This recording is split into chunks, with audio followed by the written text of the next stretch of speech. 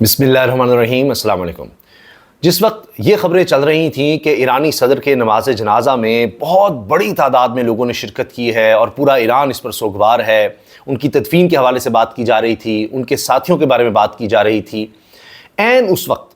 اسی وقت دوسری طرف اسرائیل اور امریکہ کے حوالے سے بھی خبریں آ رہی تھیں۔ ایسی خبریں آ گئیں کہ یورپی ممالک نے اسرائیل کو ایسا جھٹکا دے دیا ہے کہ اسرائیل غصے سے پاگل ہو چکا ہے، پاگل ہو گیا، اور اس نے یورپ کے کچھ ممالک سے، 3 ممالک سے اپنے سفیر واپس بلا لیے ہیں۔ یعنی 3 یورپی ممالک نے اکٹھے اسرائیل کو جھٹکا دیا ہے اور وہ کام کر دیا ہے کہ اسرائیل جس کا سوچ بھی نہیں رہا تھا۔ اسی وقت جب یہ سارا ایران کا معاملہ ہے اور سوال اٹھ رہے ہیں کہ جی اسرائیل کا ہاتھ تو نہیں ہے اس میں، امریکہ کے حوالے سے شکوک و شبہات کا اظہار کیا جا رہا ہے، خود سابق وزیر خارجہ ایران کے کہتے ہیں جی امریکہ اس میں ملوث ہے، امریکہ کا بھی بیان آ رہا ہے اس پر۔ لیکن 3 یورپی ممالک نے، جو بڑے اہم ممالک ہیں، انہوں نے فلسطین کو تسلیم کر لیا ہے، فلسطین کو آزاد ریاست تسلیم کر لیا ہے۔ اب جو اسرائیل کہتا ہے کہ جی یہاں پر ہمارا تسلط ہے، یہ ہمارے انڈر سارا علاقہ آتا ہے، کوئی ہماری اجازت کے بغیر کوئی آ نہیں سکتا، کوئی جہاز، کچھ نہیں، ان کی کوئی فورس نہیں ہو سکتی، کچھ بھی نہیں، کوئی آزاد ریاست کا تصور نہیں ہو سکتا فلسطین کے لیے۔ 3 یورپی ممالک، ابھی یہ آغاز ہے، 3 یورپی ممالک نے فلسطین کو آزاد ریاست تسلیم کر لیا ہے، اور جو کچھ انہوں نے کہا ہے وہ تو اسرائیل کو، آپ دیکھیے کہ ایسے ہی نہیں آگ لگی ہوئی، جو کچھ انہوں نے باتیں کی ہیں ان یورپی ممالک کے سربراہان نے، وہ تفصیل میں آپ کے سامنے رکھوں گا۔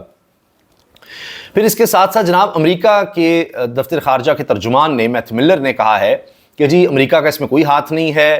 سوال تو یہ ہے کہ انہوں نے اتنا پرانا ہیلی کاپٹر، امریکی ساختہ ہی تھا لیکن پرانا ہیلی کاپٹر استعمال کیوں کیا، کس نے ان کو کہا تھا، پھر خراب موسم میں کیوں گئے، یہ کیا وجہ تھی۔ پھر یہ بھی کہا ہے کہ جی ہم سے مدد بھی مانگی گئی، ظاہر ہے امریکی ہیلی کاپٹر تھا تو مدد مانگی گئی، بھئی آپ لوکیٹ کریں، آپ کا ہیلی کاپٹر تھا، اس کو دیکھیں کس طرح سے کیا خرابی ہو سکتی ہے۔ تو کہتے ہیں جی لاجسٹکس کی وجہ سے ہم کوئی مدد نہیں کر سکے۔ اچھا، یہ تو بات امریکہ کی ہو گئی۔ اب جو اس وقت ترکی ہے، جس کے ڈرون کے ذریعے، ترکی کا ڈرون تھا جس کے ذریعے ان کو لوکیٹ کیا گیا ہیلی کاپٹر کو، اب ترکی کی طرف سے بہت سے سوالات اٹھائے جا رہے ہیں۔ اس کے علاوہ میں آپ کو بتاؤں گا جو حادثے کے وقت کی جو تفصیلات سامنے آئی ہیں وہ کیا ہیں، وہ بھی بڑی ہوش ربا تفصیلات ہیں۔ اچھا، ترکی کا جو میڈیا ہے وہ یہ کہہ رہا ہے کہ آخر کیوں ایسا کیا گیا کہ ایران کے صدر ابراہیم رئیسی، جو پہلے ہمیشہ رشین ہیلی کاپٹر استعمال کرتے تھے، انہوں نے اس دفعہ امریکی ہیلی کاپٹر کیوں استعمال کیا، جبکہ موسم کی بھی خرابی تھی، اور اتنا پرانا کیوں، جبکہ چین اور روس کے زیادہ بہتر تعلقات ہیں دونوں ممالک کے، چین اور روس کے ایران کے ساتھ، تو ان کا اسلحہ یا ان کے ہیلی کاپٹر استعمال کیے جا سکتے تھے، اور پہلے تو رشیا کا کرتے بھی تھے، تو اب امریکہ کا کیوں، اور وہ بھی پرانا کیوں استعمال کیا گیا۔ پھر یہ کہ جو اس کے اندر لوکیشن کا سسٹم ہوتا ہے ہیلی کاپٹر کا، وہ کیسے ناکارہ ہو گیا، یہ ایک سوال اٹھایا جا رہا ہے۔ پھر جو اس میں سوار لوگ تھے ان کی ترتیب کیوں بدلی گئی، کچھ لوگوں نے دوسرے ہیلی کاپٹر میں سوار ہونا تھا، ان کو اس ہیلی کاپٹر میں کیوں سوار کیا گیا۔ پھر چوتھی چیز یہ ہے کہ پاسداران انقلاب کی طرف سے ہمیشہ پائلٹ ہوتا تھا صدر کے لیے، ایرانی صدر کے لیے، ابراہیم رئیسی کے لیے، اس دفعہ پائلٹ بھی کیوں بدلا گیا، یہ سوال اٹھائے جا رہے ہیں۔ اچھا، اب آپ یہ دیکھیے کہ جو حادثے کی تفصیلات سامنے آئی ہیں اس میں یہ بتایا جا رہا ہے کہ ایک اہلکار جو دوسرے ہیلی کاپٹر میں تھا، کل 3 ہیلی کاپٹر تھے، اور ان تینوں ہیلی کاپٹر کو لیڈ کر رہا تھا وہ پائلٹ جو کہ اس ہیلی کاپٹر کو چلا رہا تھا جس میں ابراہیم رئیسی صدر سوار تھے، اور ان کے وزیر خارجہ بھی تھے، دیگر حکام بھی تھے، 8-9 لوگ تھے جس میں جاں بحق ہو گئے۔ اب جب آگے بادل آئے تو انچارج نے کہا کہ ہم بادلوں کے اوپر سے لے جائیں 3 ہیلی کاپٹر۔ تو اب جو ایک اہلکار ہے وہ کہہ رہا ہے کہ ہم اپنے ہیلی کاپٹر اوپر لے آئے، لیکن 30 سیکنڈ بعد یہ ہمیں اندازہ ہوا کہ ان سے رابطہ ہی نہیں ہو رہا ابراہیم رئیسی کے ہیلی کاپٹر سے، یعنی تینوں کا تھا کہ ہم بادلوں کے اوپر فلائی کریں گے۔ تو اس کے بعد جب رابطہ نہیں ہو رہا تھا تو ہم بادلوں میں نیچے جا کر دیکھ نہیں سکتے تھے، تو لہٰذا ہم نے فیصلہ کیا کہ ہم بادلوں کے نیچے نہیں جا سکتے، مطلب کچھ بھی ہو سکتا ہے، بادلوں کے اندر تو نظر بھی نہیں آئے گا۔ تو پھر جو قریب ترین جہاں پر جا کر وہ کسی کان کے قریب جا کر وہاں انہوں نے ہیلی کاپٹر کو اتارا اور پھر رابطے کرنے کی کوشش کی گئی۔ پھر آخر کار بڑی کوشش ہوئی، پائلٹ سے بھی، دیگر جتنے لوگ ہیلی کاپٹر میں سوار تھے ان سے رابطے کی کوشش ہوئی، لیکن جو تبریز کے پیش امام تھے جو اس میں سوار تھے ہیلی کاپٹر میں، ان سے رابطہ ہو گیا۔ تبھی آپ نے دیکھا ہوگا کچھ خبریں آئیں کہ جی محفوظ ہیں، کریش لینڈنگ، شروع میں آپ نے خبریں اگر دیکھی ہوں کہ جی یہ ہنگامی لینڈنگ ہے، کریش لینڈنگ نہیں ہے۔ تو ان سے جب رابطہ ہوا تو ان کی حالت ٹھیک نہیں تھی، لیکن انہوں نے یہ تصدیق کر دی کہ جی یہ ہیلی کاپٹر جو ہے تباہ ہو گیا ہے، اور تب تصدیق ہو گئی اور ان سے رابطہ ہو گیا تھا. لیکن اس کے بعد یہ بھی اندازہ ہو گیا جب وہاں پر پہنچے کہ سب لوگ جو ہیں موقع پر ہی جاں بحق ہو گئے تھے سوائے ان صاحب کے جو پیش امام بھی تھے تبریز کے, اور وہ کچھ گھنٹے بعد جاں بحق ہوئے, تبھی ان سے وہ رابطہ تھا. یعنی ایک صاحب جو ہیں وہ زندہ تھے جب رابطہ ہو رہا تھا اس کریش کے بعد بھی, لیکن پھر وہ بھی کچھ گھنٹے کے بعد وہ بھی اس جہان سے کوچ کر گئے. تو یہ بھی تفصیلات اب سامنے آئی ہیں. اچھا, اب میں آپ کو بتاتا ہوں کہ کس طرح سے جناب یہ جو یورپی یونین کی طرف سے یا یورپ کے ممالک کی طرف سے جو اتنا بڑا سرپرائز اسرائیل کو ملا ہے اس کے پیچھے کیا کہانی ہے. باقی یہ تو یقیناً اب ہر کوئی اس پر اشکبار ہے, اور اتنی بڑی تعداد میں لوگوں نے وہاں نماز جنازہ میں شرکت کی ہے, اور یہ بھی کہا جا رہا ہے کہ امام علی رضا کے جو روضے کے احاطے میں وہاں ان کی تدفین کی گئی ہے ایرانی صدر ابراہیم رئیسی کی, اور دیگر کی نماز جنازہ جس طرح ادا کی گئی ہے, بہت بڑی تعداد میں وہاں پر لوگ تھے.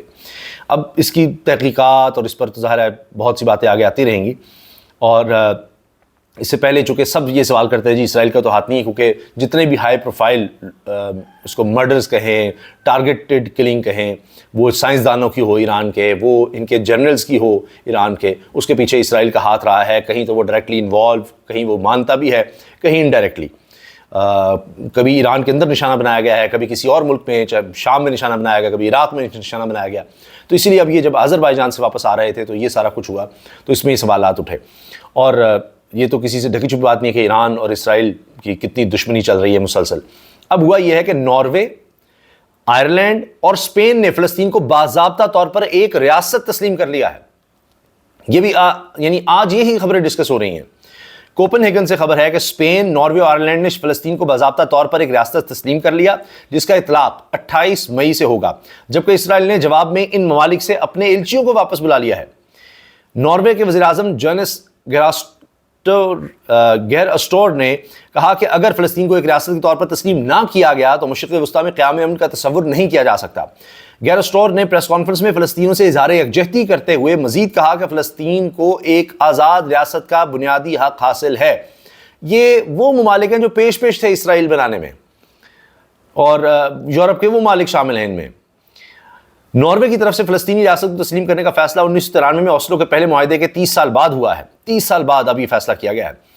اسی طرح آئرلینڈ کے وزیر اعظم سائمن ہیرس نے کہا کہ اسپین اور ناروے کے ساتھ مل کر فلسطین کو بطور ریاست تسلیم کرنے کا فیصلہ کیا ہے. آج آئرلینڈ اور فلسطین کے ایک تاریخی اور اہم دن ہے دونوں کے لیے. وہ کہہ رہے ہیں آئرلینڈ اور فلسطین کے لیے ایک تاریخی اور اہم دن ہے. ہسپانوی وزیر اعظم پیڈرو سانچیز نے بھی اعلان کیا کہ وزراء کونسل منگل 28 مئی کو ایک آزاد فلسطین ریاست کو تسلیم کرنے کی منظوری دے دے گی. یعنی ایک دو نہیں تین جھٹکے اسرائیل کو لگے ہیں. وزیر اعظم پیڈرو سانچیز نے مزید کہا کہ اسرائیلی وزیر اعظم بنجامن نیتن یاہو اپنی تکلیف دہ اور تباہ کن پالیسی کے ساتھ مسئلہ فلسطین کے 2 ریاستی حل کو خطرے میں ڈال رہے ہیں. اسرائیل نے فلسطینی ریاست کو تسلیم کرنے کے اقدام پر آئرلینڈ اور ناروے سے اپنے سفیروں کو واپس آنے کا حکم دیتے ہوئے اسرائیلی وزیر خارجہ کارٹز نے خبردار کیا کہ آج میں آئرلینڈ اور ناروے کو ایک سخت پیغام بھیج رہا ہوں. اسرائیل اس پر خاموش نہیں رہے گا.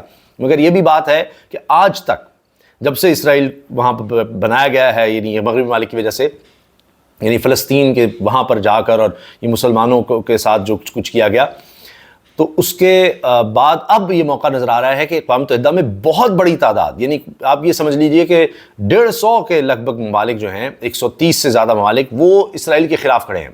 130 سے زیادہ تعداد ہو چکی ہے. یہ پہلی دفعہ ہے اتنی میجورٹی, اور چند ممالک رہ گئے اسرائیل کے ساتھ. باقی جو ہیں وہ ووٹ میں یا تو حصہ نہیں لیتے, لیکن اسرائیل کے خلاف ووٹنگ میں اب 130 سے زیادہ ممالک شامل ہو گئے ہیں. اور یورپ کے ممالک جو ہیں اب تو فلسطین کو تسلیم کر رہے ہیں. اچھا, یورپی یونین کے کئی ممالک نے گزشتہ ہفتے اشارہ دیا تھا کہ فلسطین کو بطور ریاست تسلیم کرنے کا ارادہ رکھتے ہیں, کیونکہ مشرق وسطیٰ میں پائیدار امن کے لیے 2 ریاستی حل ضروری ہے.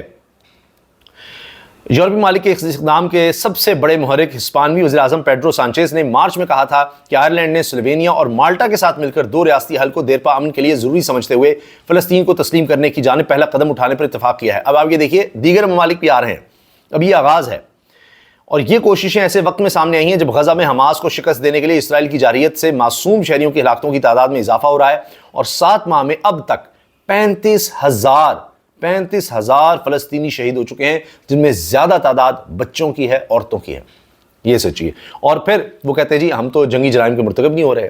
اسرائیل کے وزیر اعظم کے وارنٹ جاری کرنے کی درخواست آ رہی ہے انٹرنیشنل کورٹ آف جسٹس سے, وہ دیکھیے ان کے پروسیکیوٹر کہہ رہے ہیں. اور اب یہ لگ رہا ہے کہ اسرائیل کے اتحادی کم ہو رہے ہیں, امریکہ کو بھی تھوڑا سا دور ہونا پڑ رہا ہے, اتنا تو نہیں لیکن پھر بھی ابھی بھی ساتھ دے رہا ہے, لیکن کہیں کہیں اس کے لیے بھی اب مشکل ہوتا چلا جا رہا ہے, کیونکہ اب زیادہ تر ممالک خلاف ہوتے جا رہے ہیں اسرائیل کے. اور اب میں نے آپ کو بتا دیا یورپ بھی, کوئی سوچ سکتا تھا, اب یورپ سے بھی آوازیں اٹھ رہی ہیں اور انہوں نے فلسطین کو تسلیم کرنا شروع کر دیا ہے. یہ بہت بڑی ڈیولپمنٹ ہے. اجازت دیجیے, اللہ حافظ.